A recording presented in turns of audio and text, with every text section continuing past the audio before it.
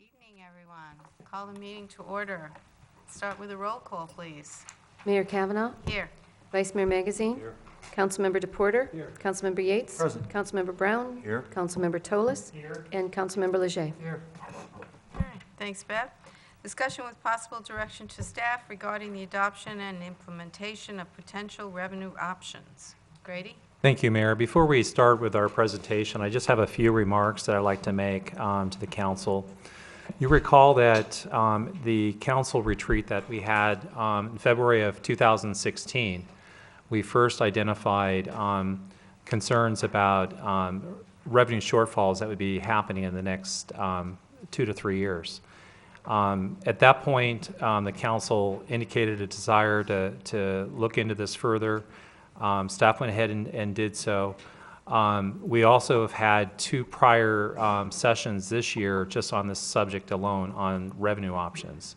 Our finance director has essentially identified potential revenue options, and he's going to go through those again tonight. We're at a critical juncture, though, and as you're going to see with the presentation, we're at a point where some decisions need to be made this year so that we can hopefully not sustain any revenue shortfalls in the near future.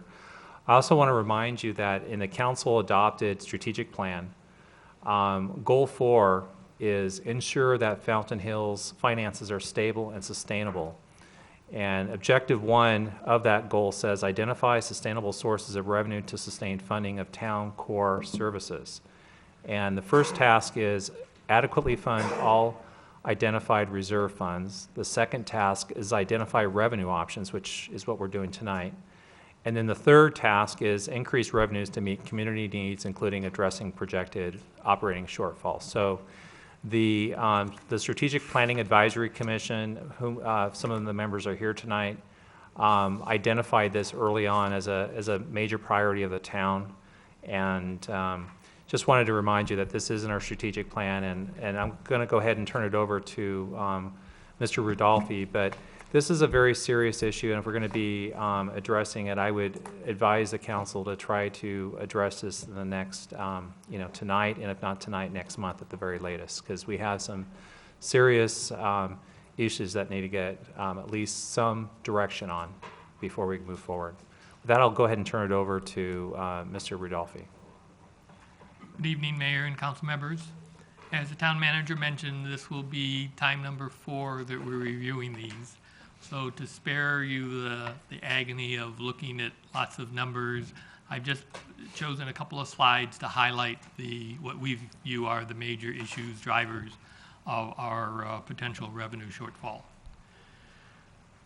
So our first one is our desire to maintain, improve our pavement in town. We currently have a $2 million annual funding for pavement maintenance. We've identified a desire to increase that by adding an additional $2 million for pavement replacement, and then in addition, adding another $2 million to increase what we're currently able to do. As we all know, our public safety costs consume over 50% of our operating budget, and those costs are continuing to increase. We have a contract with Rural Metro for 3% annual increase, and our contract with MCSO is a cost reimbursement contract.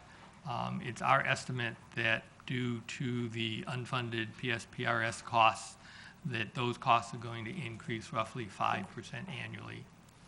We have a study that has indicated we should be contributing $960,000 annually to our facilities replacement fund.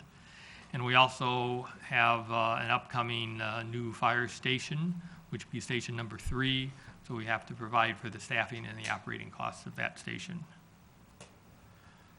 A simple, hopefully simple graph.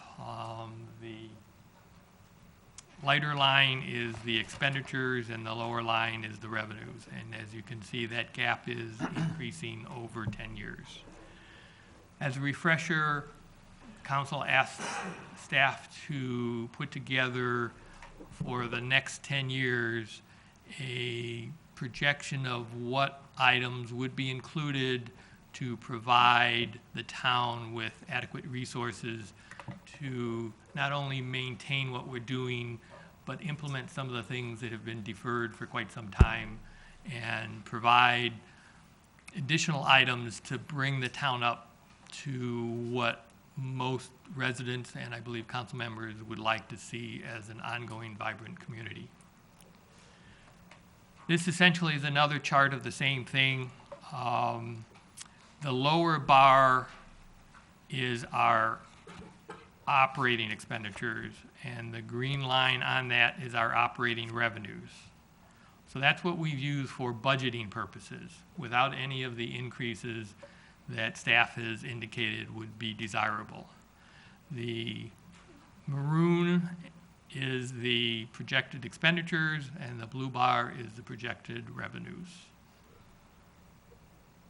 In numbers, we had come up with over this 10-year period, an average annual projected deficit of roughly $6.4 million.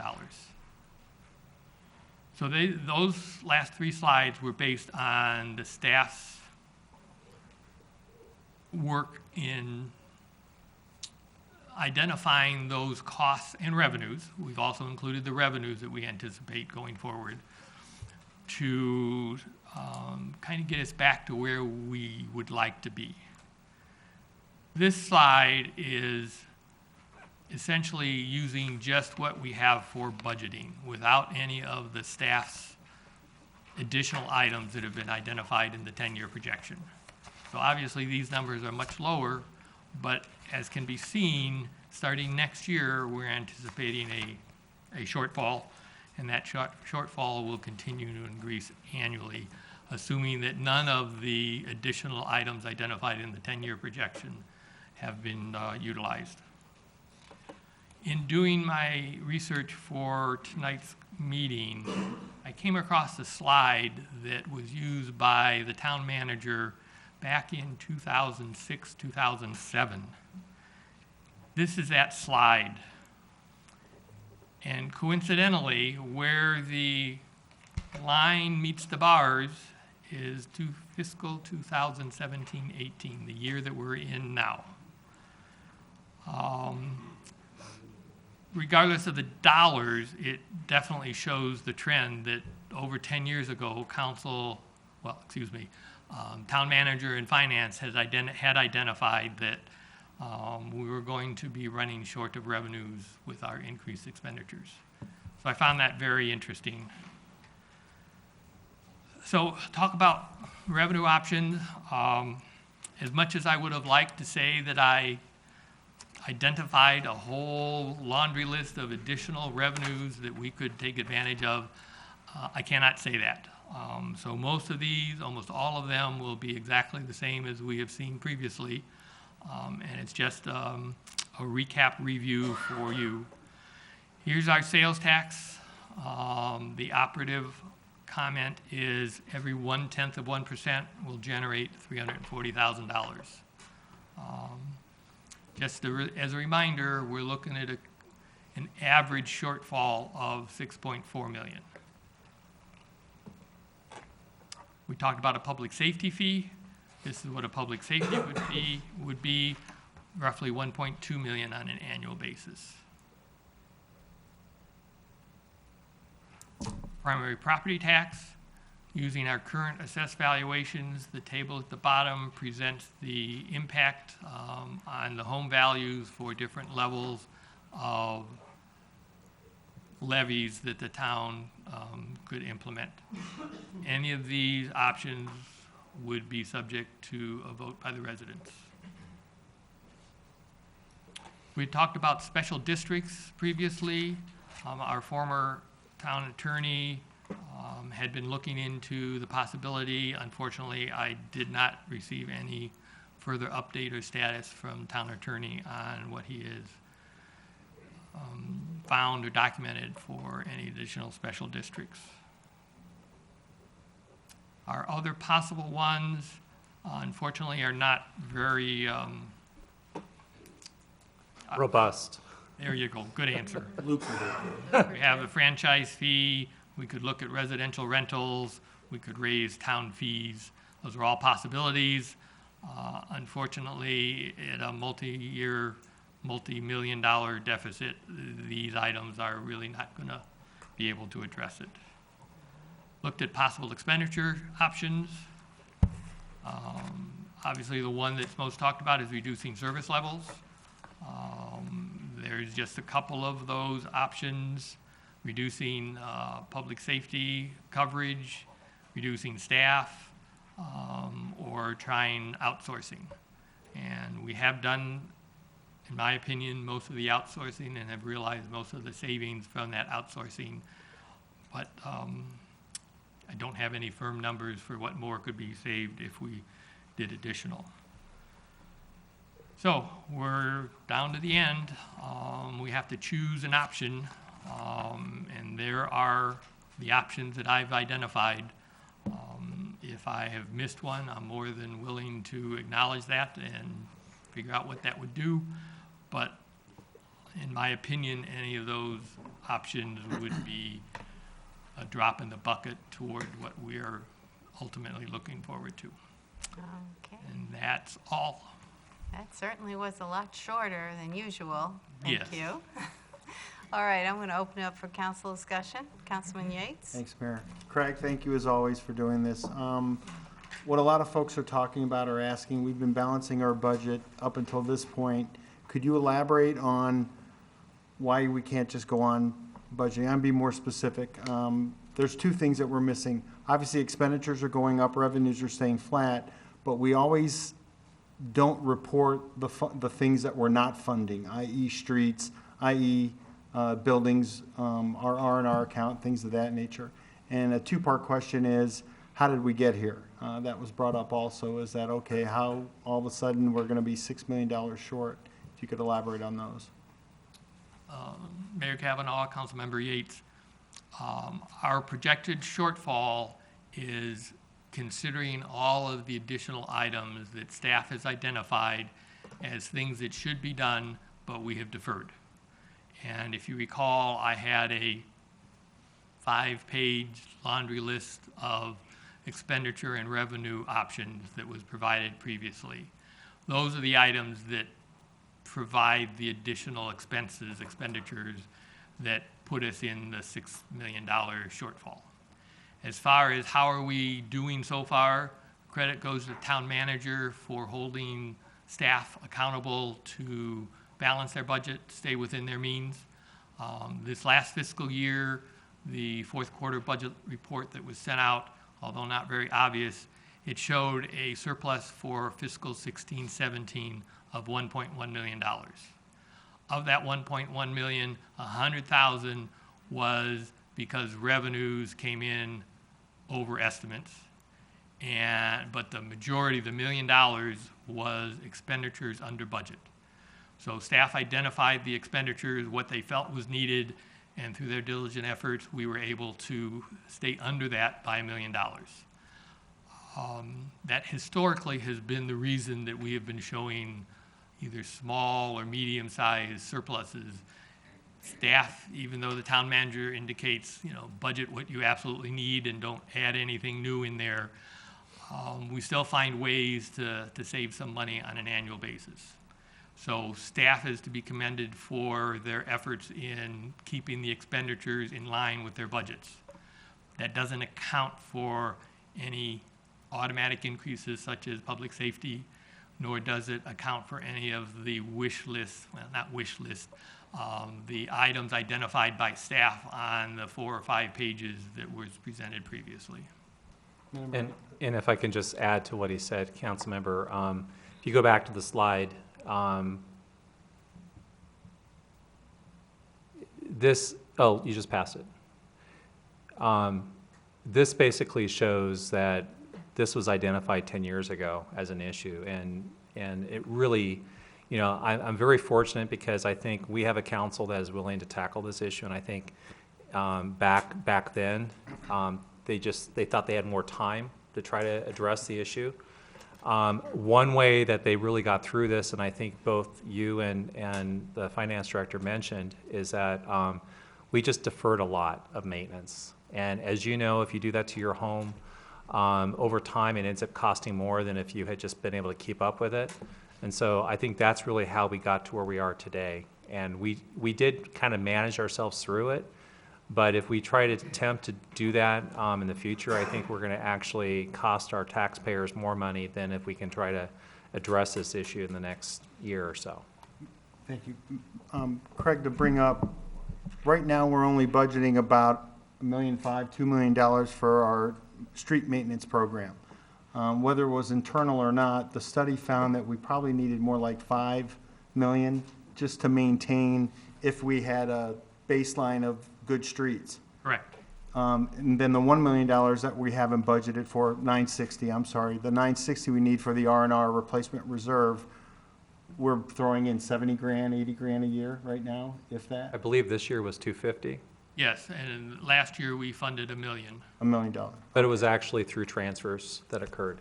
But my point is, those are unfunded needs that we're doing that go on top of just the operational needs you're Absolutely. showing. That's kind of You're where right. I'm going Yes. with this. Okay, thank you, Mayor. Further council discussion?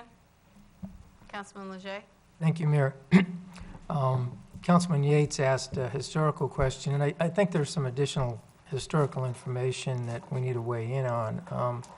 We did, I think when council realized where we were going in the future, we came across a downturn in the economy. And that lasted a significant amount of time, and residents as well as council members may recall that it was very difficult to manage our way through that time. Our sales tax revenue prior to that was at about 8 million, and it dropped down to 4 or 5, and it was staying level there for a long time. And I mention that because the notion of growing our way out of this is an optimistic thought, but I believe, and Craig, maybe you can help me out with this, where are we at with sales tax revenue? My thinking is that we are kind of approaching where we were prior to the recession, and we haven't significantly increased that much. Councilmember Leger, you're correct. We, just this past year, exceeded our levels in 2006, 2007. I do have a slide that can show that. But it wasn't a blockbuster year. It was by 200,000 or so, wasn't it? Yeah. So here is just sales tax excluding construction sales tax. So in 2006-07, we were at 8.4 million, and the year we just ended, we're at 8.6 million. So I think councils past and current have made a lot of enhancements in terms of economic development, tourism, events, so forth and so on. But despite those efforts, we're pretty much kind of back where we were. And we need to obviously continue those efforts, and we need to diversify our revenue portfolio. Mayor, I have one more question. It's actually clarification. On your primary property tax slide, oftentimes folks, when they see this and they start thinking about, how does this impact me? For example, when you're looking at 6 million, and they look at their home value, the average home value in Fountain Hills, and they look at this chart and they get a bit alarmed. But the home value here is not the market value, it's the assessed value. That is correct. Okay, and I think that's important as we start looking at these types of numbers. Thank you, Mayor. Thank you, Craig. All right. Vice Mayor? Thanks, Craig. Couple of questions. If, for example, the voters were to approve a primary property tax that would raise let's just say 6.4 million, would that allow us to go back to all the deferred and pay for all the deferred maintenance, infrastructure, and so on? Is that included? That is not, none of the deferred items are included in that number that totals up to 6.4 million. And do we have any idea what that number would be? I do not. Okay. Secondly, my understanding is that these numbers don't include inflation. Is that correct? That is correct. We just asked staff to come up with numbers, and we tried to put them in the appropriate year, but because they were kind of estimates on our part, I did not go to the effort of adding in any kind of inflation factor. So if we assume, just for the sake of discussion, that inflation runs an average of, let's say, 3% a year over 10 years, doesn't that mean that the 6.4 million that's raised per year, that the buying power is going down every single year? And by the 10th year, it's down to maybe 3.5 to 4 million. Correct. I think that's critical. I think that's critically important. If we were to go to the public for primary property tax, I don't think anybody sitting up here would want to go back anytime soon if it passed. And I'm very concerned that 6.4 million, as unfortunate as it may be, isn't enough. Because in terms of buying power, we could end up back almost where we are today, which is not having sufficient income to pay for our budget and find ourselves cutting again because of inflation. Do you have any comment? Is that sound correct, or is? Sounds correct, yes. Okay, thank you. Councilman Yates? Sorry. Our state share revenue is another resource for revenue for us, but as Fountain Hills has stayed somewhat at or around 25,000 people, and every other municipality around us continues to grow, could you elaborate on how our share of that pie will continue to, at most, stay stagnant, if not decline? Correct. Our state shared revenues this year are roughly the same as they were in 2005. Our share of the state's population is 0.003 or 0.004, if you want to be that particular. Optimistic. So, yes, hopefully the town will grow, but as you pointed out, the other areas in the state are going to be growing also. So even though the pie is our share of the pie is staying the same, the big pie is getting bigger, but our share in monetary numbers will probably remain relatively constant. Okay. Any other, Councilman Leger? Thank you, Mayor. Kind of a related topic. Help me recall some numbers here, and I'm sure you're close enough to it. Our environmental fee, where we charge $36 per household, what's that total revenue for a fiscal year? What are we pulling in? Projected was $540,000. Actual was over 90%, but roughly a little bit over 400,000. And how much does it cost to administer that program? The last year was roughly $50,000. Okay. So it looks like we're net 350,000. And what's the participation rate? Roughly 90%. Thank you. Just a question. I know that we're all seeing a need here, obviously, but I think we also have heart for the people that obviously can't afford anymore. So isn't there some provision that you could talk to us about hardship cases? The only hardship cases I'm aware of have to do with property taxes. That's what I'm talking about. Any exemptions or exclusions from property tax are set by state statute, and they're implemented by the county. Based on what I have been able to find, the exemptions available would be something called a senior's valuation protection, a widower's disabled exemption, and then an elderly assistance fund. Those are eligible to any citizens today, and I'm sure that certain citizens in the town have already availed themselves of that. Okay. And so that's something that they would apply to the state? To the county. To the County county. assessor, yes. To the county, okay. So even if they can afford what they're paying right now in secondary property tax, if there were primary property tax, then they could apply for an exemption for a hardship case. And then the county would decide? County would decide. Okay, And I don't believe it's exclusively for the primary. I believe the citizens qualify even for the secondary. For the secondary But also. most of them are based on age being 65, and income levels. There are certain income levels for single and married couples. Right, okay, thanks. Councilman Yates. Last two. When does the Soro bond retire, and how much on evaluation does that kick back to our taxpayers? The bonds will be retired in 2020. July 1st of 2020 is the last principal and interest payment. That is essentially all the tax that the town is collecting. There's another outstanding bond issue that was used to pay for a variety of items.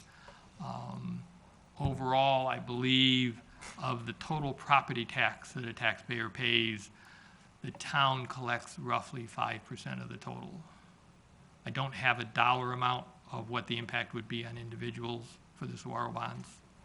But I think it's important for citizens to remember, yes, they're receiving a tax bill, they're paying a tax bill, but depending on where they live, if it's not in Eagle Mountain as a community facilities district, essentially they're pretty much paying for education, the county, and some of the state programs. You did touch base on some of the other funding things that we're still funding, and Grady, what's the one that it's next year, the funding of these buildings that we're paying out of our budget, that retires next year? The community center? Yes, sir. Yes, in fact, is it, what year?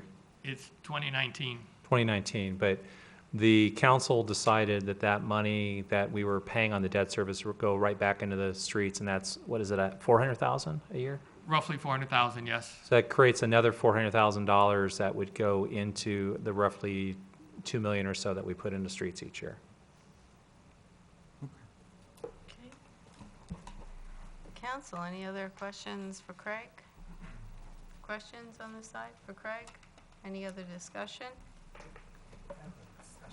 Yes, Great questions, though, sorry. that's okay. Thanks, Craig. Councilman DePorter.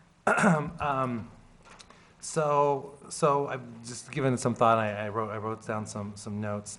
You know, it's been evident since, you know, over a year ago, maybe 18 months ago, when we heard from Vision about the needs and what they expect as far as level of service from our community. In my first term, it would be unrealistic to just kind of walk away and pretend like this isn't like something that's been in front of us for, gosh, 28 years or so since we were incorporated. We were kind of set up wrong. Being reliant on a sales tax is not a reliable revenue stream, and we've seen that as indicated when we have a downturn in the economy. Consumerism has completely changed. I could tell that by all the boxes on my front porch from Amazon with my wife on Amazon Prime, and could buy everything, and we're not getting the benefits of that same brick and mortar. With that, costs for essential services continue to increase. Public safety will and always will increase. Something that we've talked about before. I mean, we have an amazing fire department here in town. We know that Rural Metro was acquired by a larger corporation, that fire suppression is not, you know, on the forefront of what they look to do. They don't make a lot of money in putting out fires, but they certainly make a lot of money transporting to the hospital. So ambulances and running people in that direction are more what that company is interested in. We haven't heard from Rural Metro that that's the case, but something we need to consider. I mean, we actually should have our own town fire department, because if we lose that contract and they decide not to provide suppression, we're going to be looking at that. So something to consider when we're looking at projections. We talked about the deferred maintenance, you know, the chillers in the community center, all that. I've heard certainly from Councilman Brown and Yates, you know, you keep letting those things, and staff, keep letting those things go, it's just going to cost you a lot more in the future, and it's not a place we want to be. It was 10 years ago we brought this up, so a decade since the last time it was voted on by the people. Ways that you get the word out has completely changed, right? So we have social media, we're getting in front of people in new ways beyond just the newspaper. We also have an opportunity here, what I've seen just from collective action between Vision, from Councilman Tolis's town hall the other day. We seem like we have a lot of civically, you know, engaged residents that are really generating the understanding about why a tax is needed. We can reach people in different ways through social media. Certainly, we can do the old school postcards that make people happy to show up on the same day as the ballot. Great, but we need to hit it on all fronts. The conversation just needs to happen now. I mean, every time we look at, we've kicked the can down the road without, for lack of a better term, for a long, long time. If the conversation fails in my mind in May 18, then we pick it up in May 19, and May 20, and May 21, and make the awareness very clear. There's a lot of issues here that we face as a town and as leadership that we're divided on, right? You've seen that certainly over the past couple months and since we've all been on council together. But I truly believe when it comes to the financial stability of this town in the future that we need to be united on that front. And I think I've seen more of that here, united both publicly and privately. So here in front of you, with hopefully getting something realistic on the ballot for you all to digest, but also privately amongst our own networks, sharing what we think is important. So that's my thoughts. Okay, Councilman Tolis. So first I want to thank the residents that attended the town hall on Thursday. Thanks to the residents that attended the town hall last Thursday. I thought it was a very lively discussion and a lot of positive came out of it. I want to read you something from July of last year, 2016. This was a question from the Fountain Hills Times to myself as a candidate for this council. And I had stated at that time that I would be open to having an issue on the ballot to have the residents decide whether or not a primary property tax should be initiated. I said that at that time, the key to preserving financial stability in our community is supporting growth and not necessarily establishing the tax. However, I will say at this time that for the last 10 months, I have tirelessly worked with this council. I've worked with our staff. I've worked with private citizens and business owners, many of which are in the room right now, and looked at ways that we could try to develop a strategy to grow out of this situation right now. We looked at the tourism play and trying to establish how are we going to bring people to our community that are going to spend their money here that is going to enable us to raise that primary property tax. It's a tall order to raise that primary property tax $6 million a year. We have a challenge in this town, the way that it has been established and the model for increasing or having our tax revenue. And as Councilman DePorter had indicated, the sales tax revenue is an issue when you have a significant number of people that leave our community and that they don't live here full time. And they own nice homes in our community. So their dollars are not being spent in our community. That's a major factor in the stability that we need here. So I had just indicated back then that I felt that the current situation is dire. And I have been convinced of that and working with Craig, and the overwhelming majority of the residents that came to that town hall the other night were in support of a primary property tax. And I think we should not leave this dais this evening without a direction to staff to establish a number that we are going to all agree to, all be united, and all be supportive of, as Councilman DePorter said, that we make this known that we have an issue, that we want this town to be the nicest, most beautiful community in Arizona. We have to maintain it, and we have to take responsibility for it. So I hope that a proposal comes forth tonight that we can all agree on. Can I go to Councilman Yates? Thanks, Mayor. In that same conversation, and Councilman Tolis, I think I shared my sentiments with you regarding the work you've done over the last 10 months, trying to look for some creative ideas. As many of you know, Councilman Tolis brought up the Crystal Lagoon idea. It takes big ideas, bold initiatives that all of us want to do to try to find solutions. There's no hidden agenda. There's no, hey, he has stock in this company and he wants to make it go public. There's none of those things going on. It's a big idea. And a lot of us come to council with those ideas in mind to try to make something happen. I told this to Councilman Tolis, and I'm going to say it publicly. I applaud that he did this because it started the conversation. It got people energized. Whether you were for it or against it, at least you showed up and said, hey, we need to talk about this. Why are you doing this? And last Thursday's showing of the residents was incredible. So I think the silver lining out of this is that this brought this to a head. Along those same lines, when Vision Fountain Hills did this study and came to us about a year ago or 18 months, it seemed the discussion went dormant. It did not go dormant. We take that information and then we all do research. I've spent I don't know how many hours at the league with various law firms who specialize in the tax structures, our financial advising committee, looking at different options. But where I want to go with Art, if you're open to the idea, because it's obvious that the residents don't want to go that direction. If you're open to it, I'd like to offer to you that maybe we take the lagoon off the table as an idea and let's look at economic development, as a more steady, stable. And if I may, the lagoon is not even on the table. This is something that, and I think it's important for the public to understand this, that there has been a tremendous propaganda in the paper, in the social media. This lagoon concept was never something that the seven of us would approve, fund, and move on. The whole concept always was, if we can create that regional draw, if we can create that magic downtown to create the energy and the vitality, and that the whole goal was to have the sales tax revenue and the Park Place and the downtown, all the businesses that are vacant. You're not going to fill these vacancies until you have the proper traffic counts. And we're not going to have the proper traffic counts until we have a draw.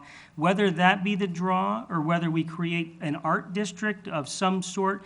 There's Marianne, I don't know if she's here tonight, but I've been in discussions with a lot of people in the public that have a lot of great ideas. And that idea of having a draw to bring people and have the vitality downtown, that's what I believe is going to help us to attract people to our community and also have the residents want to spend their money here and go downtown and walk downtown and enjoy the community, live, work, and play in town. So that's important. And I also feel that the whole concept with that type of a venue was also that when we look at developers to develop the state trust land, that it's going to be important that we have something to sell to people. And having something, the vitality downtown, is important to sell. It's a package. You come to move to Fountain Hills, you're off the grid a little bit. You might work in the Scottsdale district, the Air Park district. You might work in Chandler. You have a ride back and forth to work. When you come back home, we want you to stay home, and we want you to enjoy our community, and that's what the developers have to sell. People aren't just going to have a home in Fountain Hills and come back and feel that, why am I moving to Fountain Hills when there's nothing to do? So that was all part of it, and we'll put that, of course, on hold. We have the numbers on the feasibility that can work in conjunction with that or other venues that we look at, so it'll be valuable information. And we continue to move on. But tonight, we have to decide on a primary property tax initiative. We have to come up with a number that we're all going to accept, and we have to have a number that as a whole, that we feel the public will support. Madam Mayor. Oh, let me just say something here. Well, I agree with what Councilman Toles says, and I know how much hard work that he's put into this. I also agree with Councilman Yates. I think the people of this town have spoken very clearly in the last few months that they really don't want a regional draw. They really don't want a whole lot of tourists in their town. They like their town the way it is. And I've heard from people who last year said, no property tax, never, ever, never will I vote for one. And those same people who were so adamant about it now say, well, I know it's got to be something. So if it's not that, is it going to be this? No, I don't want that, so I'd rather have the property tax. I have spoken to people who would have probably done a full court press against a property tax, and if we had put it on the ballot, it would have gone down just like the last 2 times. But they saw what the alternative is, and I've been hearing from people the last week, if I wanted a tourist town, I would have moved to Sedona. I moved here because it's not a tourist town. They understand we need revenue. They understand fully, they have actually really been paying attention. And I just think it's important, I think it's important for us to decide to take that off the table. I agree with Councilman Yates, because I think that's what people are here, who went to the meeting, who want to hear. They have said they're willing to go for the property tax, but they want to be assured that the rest is off the table. And I think that we have to get that message out, because I think people are going to leave this meeting, whether you're here or you're watching at home, and you're going to say, well, what does that mean? Does that mean there's going to be a primary property tax and there's going to be some other kind of big tourist attraction? And I'm not talking about the events in the park. I think everybody enjoys the events in the park, Oktoberfest, St. Patrick's Day, our kite festival. I mean, all of those things are fun things that we have in the park. Then the rest of the time, we're kind of just a quiet hometown. But if we want to keep it that way, we have to pay for it ourselves. But I think that's what everybody's ready to do. So I just think it's important that we decide on that message also, besides deciding whether we want to go with a property tax or Well, not. Mayor? And that's just, can I get with Vice Mayor first, and then I'll get right back to you. With all due respect to my colleague, Mr. Tallis, I have to comment that I'm a little disturbed by the statement that we never really intended to have a lagoon. And I wonder why we spent I didn't say that, $38,000. Alan, I did not say that. Well, then Okay, perhaps, let me let then the perhaps Vice I Mayor misunderstood. If I spoke, and then you misunderstood, could- I misunderstood. You did. Okay, Okay. well, is a motion in order on the tax? I have to let me get some of the speaker cards up first, if that's okay, and if you have a motion, you can just hold it. That's fine. If I misunderstood, then I apologize. But we did spend $38,000 on a feasibility study. It wasn't 38,000, but you are right that that feasibility study will still be completed, and it will provide valuable information to us for the downtown district and what I don't think people want boarded-up buildings downtown. I do think our community does want a vibrant downtown. I may be wrong, but by putting this initiative on the ballot, they're going to have an opportunity in May to speak loud and clear what they want this community to be. And I think we're making the right decision tonight, having this conversation. I got that message. Did you want to jump in there? Let me get Councilman Brown in here. So I was the person that actually made the motion on the environmental fee, and the environmental fee that we collect pays about 1/3 of what the town actually pays to have the dams worked on and to have the culverts cleaned out and et cetera, et cetera. And I'm going to the direction of, the council has several options as to what we can do to generate new income to help the town stay alive and be healthy. But as I campaigned on, I truly believe the only true way that we can do and grow our town properly is for the citizens of this town to vote on a primary property tax, pass a primary property tax, so our streets can be healed, our buildings that we own. Fountain Hills owns streets and buildings. That's all we own. And everything we own is slowly deteriorating. And we don't have the funds to repair it, and I have been an advocate for a property tax for several years, and I truly hope that as we leave the dais tonight, we have directions to staff to actually implement and move forward with a primary property tax. Can I just ask Bev a question? If that goes through today, it can get on the May ballot, is that correct? That's the only time you can hold a property tax election, is May. So it would be in May, okay. In fact, we would have to work very closely with our legal counsel to get all the ballot language to the county. But there's going to be some work, and we'll likely come back to you with kind of a schedule as to when things would have to be in, such as the publicity pamphlet, the arguments for and against, and all that. Okay. Councilman Leger. Yes, Mayor, I've had an opportunity to work with you for several years, and the statement you just made is music to my ears. It I got a certainly, compliment from Councilman Leger. Did you get that, Bob? there have been others, but you didn't hear them. I appreciate that. But beyond that, for those of us, Cecil, in 2006, 7, 8, we did the original strategic plan, and what was the message? Small town character, amenities that serve the local residents. And of course, we need to go outward, and we need to grow economic development and tourism and this and that and the other. But as the mayor just stated, I don't think that's what folks want, and I don't think that's why people move to this town. And it's kind of awesome to hear you say that, and I certainly appreciate that. And it brings me back to the many hours we spent then coming to that conclusion. That's what people wanted, and somehow we've strayed away from that, from my perspective, trying to solve the problem. And we've kind of come full circle, and it's just refreshing to hear what I'm hearing from the dais tonight. One other point, if I may. The reason why I asked Craig and went through the quasi-analysis here on the environmental fee, I have always found the environmental fee not to be equitable, because everyone's being charged $36 regardless if you live in a 10,000-foot square home or if you live in a 500-foot wonderful condo or townhome. So what I'd like to put on the table and suggest to my peers that we take the environmental fee off the table and we look at what that revenue loss may be and kind of incorporate that into the number on the property tax. So we're not nickel and diming folks in that particular area.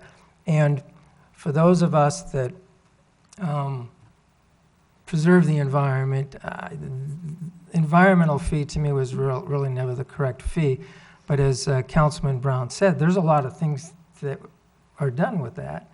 And we can continue to do those things, but it would just be a different source of revenue. And once again, it cost us $50,000 a year to administer that program. And I think Craig mentioned, 90% return rate, and we're hounding people and so forth. And anyhow, I just want to put that on the table. And once again, Mayor, music to my ears, what you said tonight. Thank you. Councilman Brown? Thank you, Mayor. Henry, you're exactly correct. When I actually made the motion to put the environmental fee in place, along with the same thought pattern and the same discussion at that meeting, we had a fairly healthy discussion about removing this environmental fee and replacing it one day with a primary property tax. And of course, I believe that was 4 years ago now. And so I totally agree with Councilman Leger that in the event that we clean house and sweep the floor, this would be the first one to go. And, there's a strong possibility if we had a primary property tax that we might even be able to take a few points off the sales tax, since we are still one of the highest sales taxes in the valley. And that will just, Here comes the argument. there are other ways, as I said earlier, to collect fees, but I truly believe the most fair and honest way is for the citizens of this town to vote a primary property tax. Okay, I'm going to go to the public. How's that? We have some? Mayor, we have 3 cards. Gary Yarwood, followed by Walter Maywald, and then Pam Aguilou. Okay, welcome. So just say your name and the town you're from, and you have 3 minutes. 3 minutes. 3 minutes. My name is, excuse me, my name is Gary Yarwood. I'm a resident of Fountain Hills, have been proudly for the last 19 years. I live here with my wife. I also happen to be the president of the Thunder Ridge HOA Association, and and all of our homeowners are very proud to be here in Fountain Hills. I'm elated, absolutely elated to hear the discussion this evening that you are seriously considering a primary property tax. I have believed for a long time that it is the only solution to the real problems, financial problems of this town. And I also am elated to hear both the suggestions with regard to making our sales tax more competitive with Scottsdale and the elimination of the environmental fee. But I want to ride in on Mr. Councilman Magazine's comment. It's critical that you agree on a number that will accomplish that and not find ourselves back in a position 3 or 4 years from now that where we still don't have the funds. Now, it's my understanding that, and I may be wrong, I'm not that knowledgeable about it, that you, once you have a property tax in place, a primary one, the state does allow you to increase it a certain amount without going back to the voters. So you might keep that in mind also in terms of where you're going to set this level, okay? The only other thing I would suggest is you, as a council, have to be united in this. If you aren't, it won't pass because there will be the sense on the public's part that there's some division in this process. So you've got to be a team. You got to step up and get the job done. Thank you. All right, thank you. Next is... Walter Maywald and then Pam Aguilu.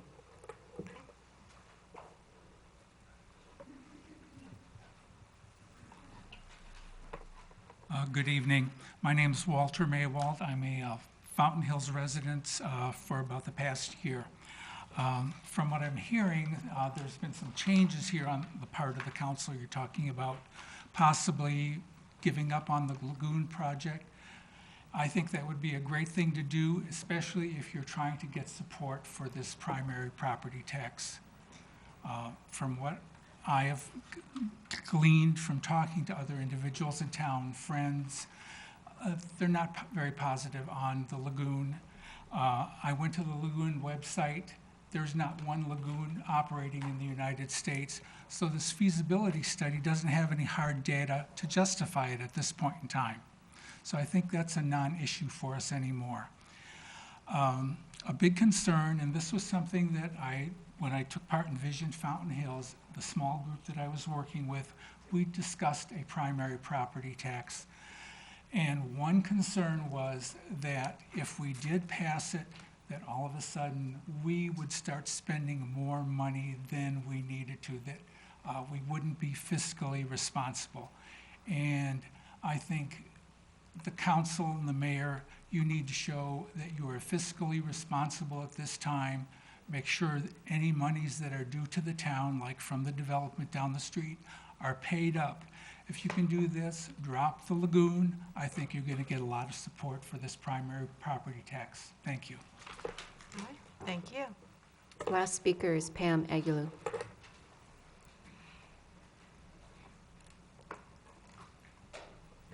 Hi, Pam. Madam Mayor, council members, my name is Pam Trumpeter Aguilu.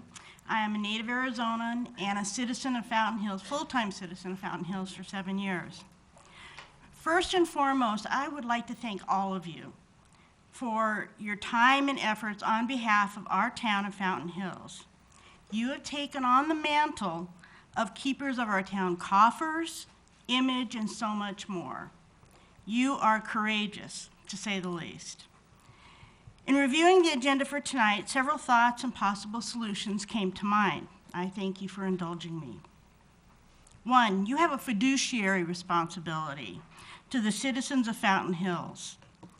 This involves trust, a lot of trust.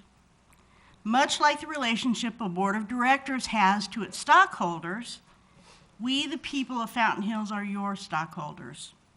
We are concerned. The agenda states well the financial peril our town is now in. Rehashing the past is not going to get anything solved or serve any purpose for the future.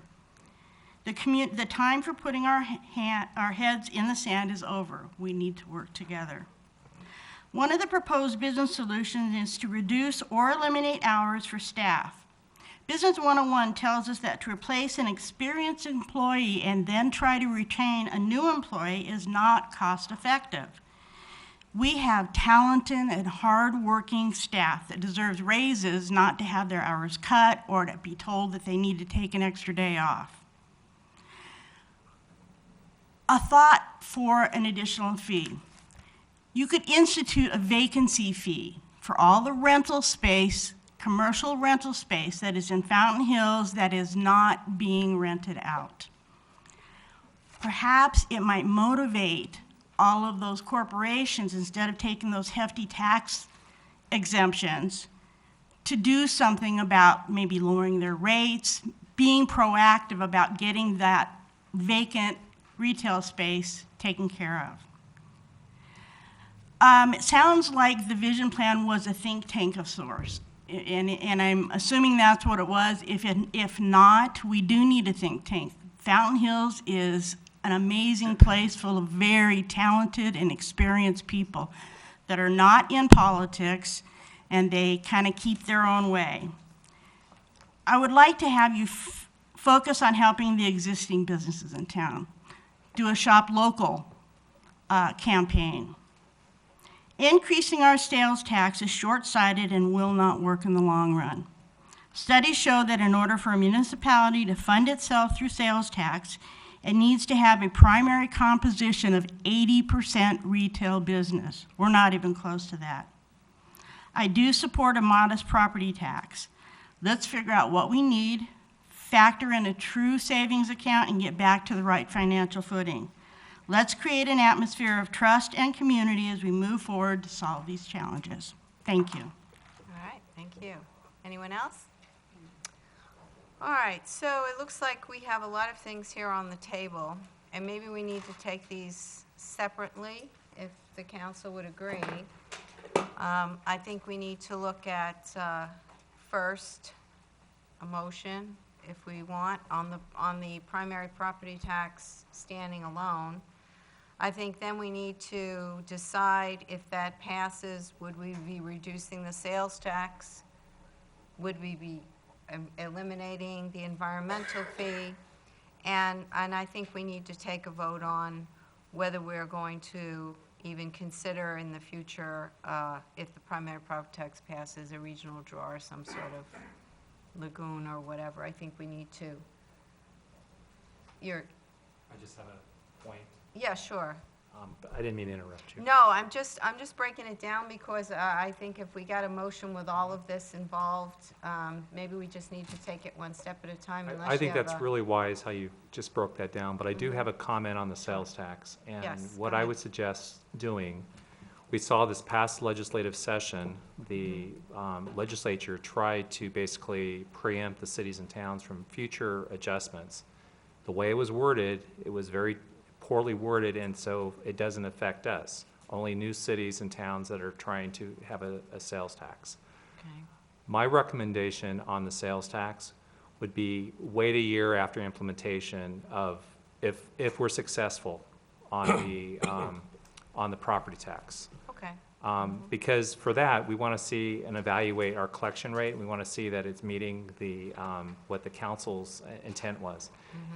That will give us a better idea to gauge how things are going financially, and then that would be a decision, I think that would be a perfect decision for the future.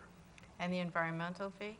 I think environmental fee would be, you could go ahead and kill the environmental fee if and when the voters approved the property tax. Because we would go ahead, because think about this, the election's going to be held in May, and we'll already have our budgets finalized. And if the voters turn that down, that would be a really difficult situation to make up. As Craig was indicating, we collect about $450,000 or so. A little less, and then the administration costs are about $50,000, so it's around $400,000 that we net. But we spend more than that. And so if that revenue just dried up tonight for next fiscal year and the voters don't approve this, then it's going to be really a word of hurt for us the next fiscal year. Because next fiscal year is the year that we're really going to be hurting and starting to see the shortfalls.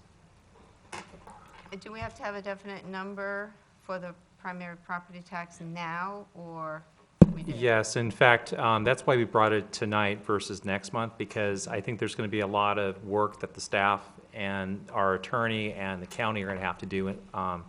So I would suggest that the council identify the number tonight and have that be formulated as part of a motion. Mayor, All right, something different? Because I'm going to make a motion. you want to make a motion, go ahead then, that's what I'm looking for. So I Well, just wait want a to make a minute, comment in regards to the I other. did tell Vice Mayor to hold his motion, so I do have to go back to him, I apologize. Thank you, Mayor. If we're going to solve the problem, we have to solve the problem. I don't believe in half measures. My motion is going to be that we authorize, I don't know the exact language, but authorize staff to come back to us and tell us what we need to do to put before the citizens a primary property tax in the amount of $8 million. And let me just clarify that. If we were to then pass doing away with the environmental fee, which I agree with, that would bring us down to $7.6 million. Then let's add in 3% per year, or even 2% per year inflation. It doesn't get us to 10 years. We would be below the 6.4 that we're told we need. I don't think anybody wants to go back to the taxpayers. Let me also mention that the gentleman mentioned that we can, by state law, increase the fee annually by, he didn't state the number, but the number I believe is 2%. I'm hard-pressed to see this council or a future council getting approval from the voters for this primary property tax, and then in a year or two, getting the votes on a council to increase it to even 2%. So I'm trying to look at this as realistically as I can, and I think if we're going to solve the problem, we have to really solve the problem. So that would be my motion, that we ask the staff to come back to us with the language necessary to put before the voters a primary property tax in the amount of $8 million. All right, I have a motion on the floor, do I have a second? Do I have a second? I do not have a second, motion dies for a lack of a second. Do I have another motion? Councilman Tolis, you're up. Thank you, Mayor. You know, in recognition of the citizens that came to that town hall meeting the other night, you've changed me in my thinking as to what this community really wants. And I respect those that did come out, and I encourage those that did not, that might be on camera right now and sit back and are on social media, but they don't really engage, that you need to get engaged, and you really need to be part of this process to solve these challenges. I had committed to them the other night that I would support a primary property tax, and I'm going to do that. So I'm going to make a motion and direct staff to proceed with drafting language and going through the necessary legal steps to have a ballot initiative written to propose a $4 million primary property tax for the May ballot. And we're going to keep the sales tax the same, and we will be on record that we are tabling the Crystal Lagoon indefinitely. Motion on the floor, do I have a second? Hang in there, folks. We got all night. Motion dies Meet for, somewhere in the middle. motion dies for lack of a second. Madam Mayor? Oh, I'm sorry. Grady, did you need to? I did. Craig, could you put up the one slide that shows the 5-year budget shortfall forecast? I think this is very critical because I think this kind of paints the picture. This is what we need. This slide here shows current expenditure levels, correct? Correct. It doesn't show any of the enhancements, any of the additional investment in streets. Correct. So if you look at this, $4 million will get absorbed very quickly as part of the shortfall. I'm not trying to disparage Councilmember Tullis because I appreciate he has recognized the need for a primary property tax. But I'm not saying it's 8 million either.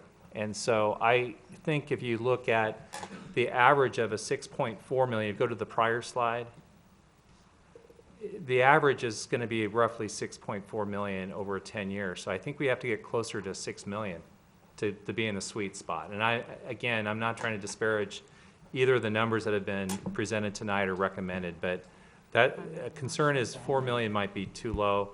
I think if you can go with 6 million, we see how the financials are going if voters approve this, then you might be in a position possibly to reduce your. Okay, I amend my motion to 6 You million. had your shot. You're done, buddy. Councilman Brown? Before it goes to 9. Councilman Brown? Thank you, Mayor. So the 6.4, the $6 million is a wonderful number, but it doesn't get us caught up. It doesn't improve our streets in whole. It doesn't keep our buildings put together. You know, all it does is just kind of pave the road so we don't go backwards any further. And so we have to, as a council, we have to look at what has gone on for the previous 10 years and where we're at today. And I have to say that I thought $8 million might be a little low because of the amount of catch-up that we have to do in this town, mainly on our streets, and of course, our buildings are not going to fall down, but it certainly would be nice to know that the chillers are going to work and that the windows are going to open and close and the paint's going to be new and fresh. It'd be nice to start getting caught up on some of this. And so I would say the $8 million is actually closer than the 6, and I would say 8.5 to 9 is a realistic number. Right. All right, I have your motion is for 6? Correct. Do I have a second for 6? I feel like I'm, do I, And Mayor, is do I it, hear 6? Mayor, is it? It's not an auction. Can I ask our town manager a technical question in regards to this process and absolutely. possibly our interim attorney? It seems that the conversation has a lot to do with infrastructure and roads, things of that nature. My concern is trying to pass a too large of a primary property tax that we're starting to identify, well, this is where it's going, and then it's on the books, and that's a primary property tax. Is there a possibility that we can do some sort of combination bond, long-term bond for infrastructure issue, and incorporate a smaller primary property tax, something in the range that I think people would accept? So it's an interesting question, and you really can only use bonds for reconstruction. So you can't use it for maintenance and so forth. So what it would really mean is we'd have to let the streets go, unfortunately, because then you can let them go, kind of like what happened with Saguaro. Then you can go in to ask voters for bond approval for that. Now, I was just talking to our finance director today along the same lines that what you were asking, that maybe if we had whatever dollar number the council authorized, that maybe the first year that go into reserve. We don't touch it next year if the voters approve this, with the intent that it's going to go right into streets.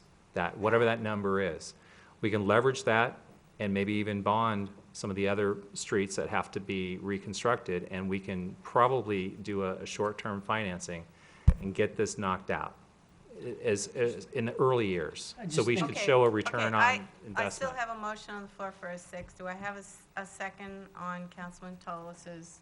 Okay. Councilman Brown, did you want to? I'll let Councilman Yates. Councilman Yates? Thank you, Councilman Brown.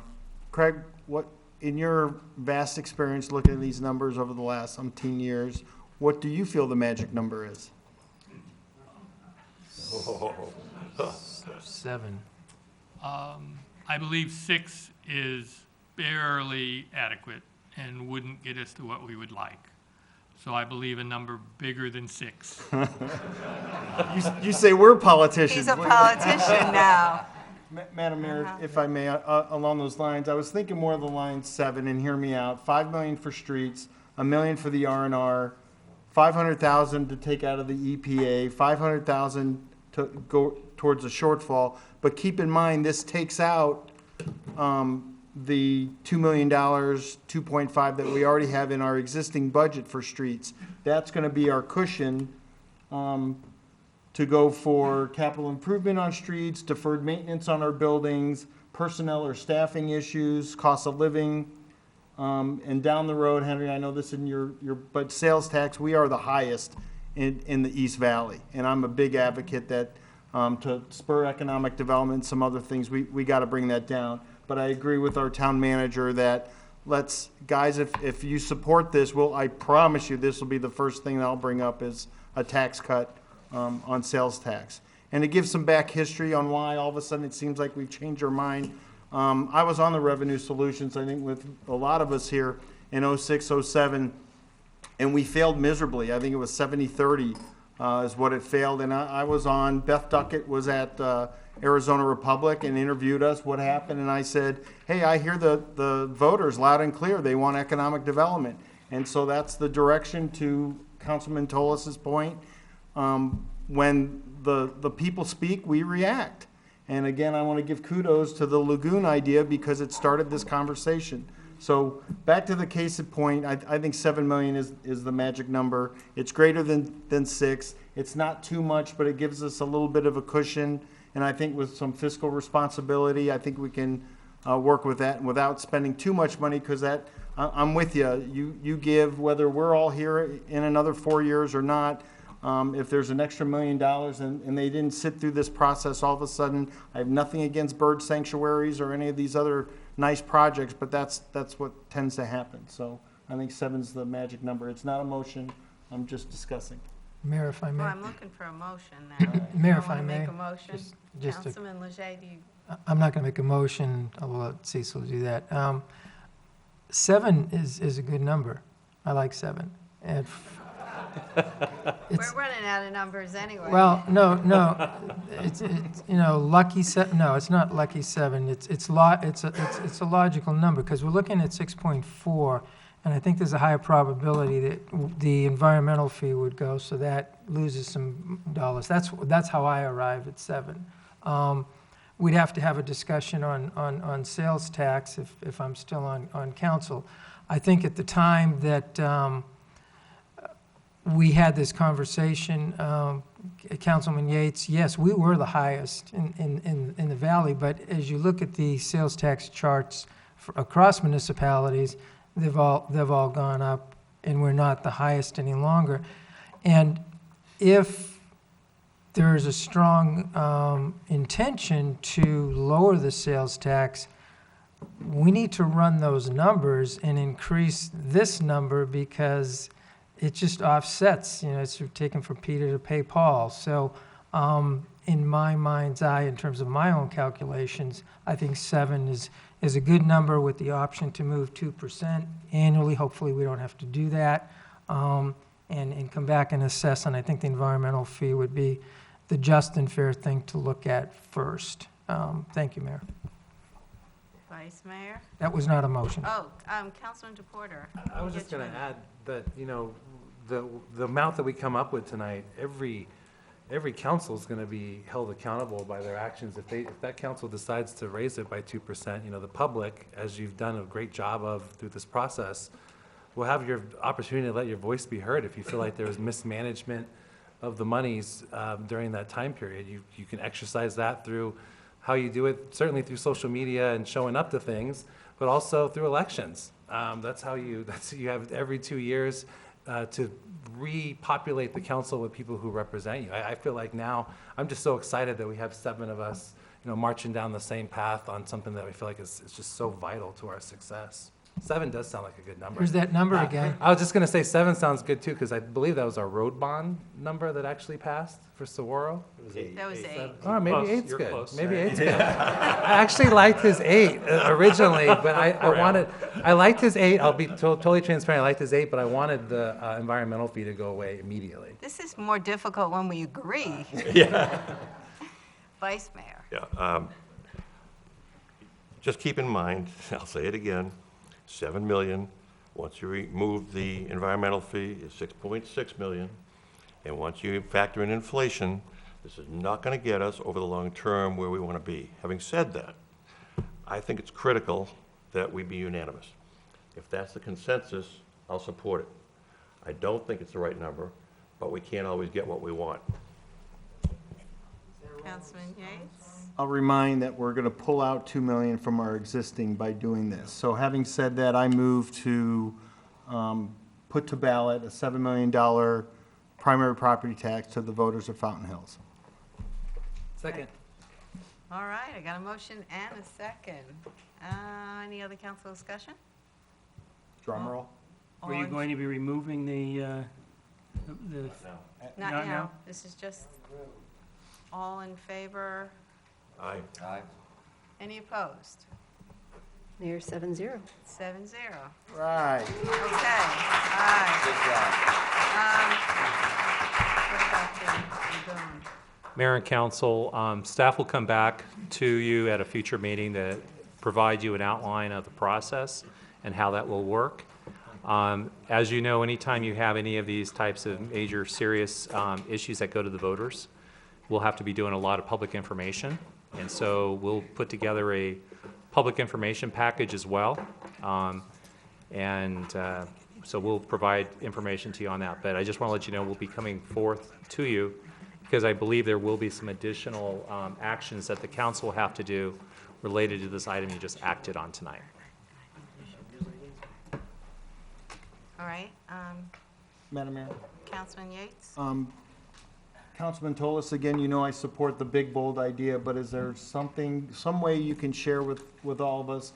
We're going to get this information back. I spoke with Sarah Murley from Applied Economics. It's an incredible package, and it looks at everything, demographics, psychographics, spending habits. This is vital information that we can use on everything economic development, but I would appreciate if you made, and I know it's not your call, we're not voting on it, when the study comes back, we'll share it with the general population, but if you could at least give us your feeling that this is probably not something, a direction we want to go. This is the objective. I mean, the majority, at least the people that were most outspoken, felt that they want our community to be a quiet community, and they want it to be. Don't say quiet, but just. Well, they don't want the traffic. They don't want they don't want the regional draw, and I can respect that. And this was the solution. The whole idea from the beginning was how are we going to solve these revenue challenges, and it has brought this to a head. And this is the direction we're going. And we should not talk about the other alternatives. What we should be talking about from now until May is the need for this to pass, and let's move on as a community, and let's hopefully pass it with a majority of the population, and we'll be fine. Okay, let me go to our attorney, Ms. Mayor, Bismarck. members of the council, thank you. I know we talked about the idea that was just discussed as part of the revenue options, but I was going to say probably to the extent the council wishes to discuss that particularly more, probably should be an agendized item. All right. Good job. All right, Mayor, Yes. if I may. Welcome aboard. I was going to say, with our interim council, I think after the staff gets their documents together, would that be the time that we would see any public organization of a PAC or a group that may be interested in taking up the cause for this? And then to what extent, as council members, I think I know the answer to that, can we be involved to? So first of That's a all, good fight. two parts. The staff, as you're aware, cannot be involved in any kind of advocating or in a political action committee. My understanding is council members can. So, but you have to be very careful in your types of activities with that. But yes, you may be involved in that as your role, but you got to make sure that you kind of keep your roles kind of separate from your, elected hat and so forth. But you can go to a meeting. Let's say there was a town hall meeting on this very subject. Staff can go ahead and do the factual, information about this, what impacts there might be and so forth. But you're welcome to say, yes, I believe in and I support this, and you could do that. Absolutely. Staff can't do it, though. I know being the tax guy makes you wildly popular, so I'm going to make sure to spout that as much as possible, but thank you very much. Just on behalf of the council, thanks to everybody who's participated over the last several months. I don't think we've ever had more participation in an issue like this. And we did take seriously everything you had to say. We did listen to the 6 guys at Starbucks. Yes, thank you. It was a wonderful meeting with you. And to all those other people who met with me since Councilman Tolis's meeting. And I think we have to thank him for going out of his way and having that meeting, explaining some of the revenue problems that we have, and just listening to what everybody had to say. That was what that meeting was all about, and if you attended it, I'm sure you appreciated the fact that he was reaching out to everyone. So on behalf of everybody, just thanks for all your participation. This is your town. We wanted to hear from you. We heard from you, and we hope you're satisfied with the results. With that, I'll ask for a motion to adjourn. So moved. And a second? All in favor? Aye.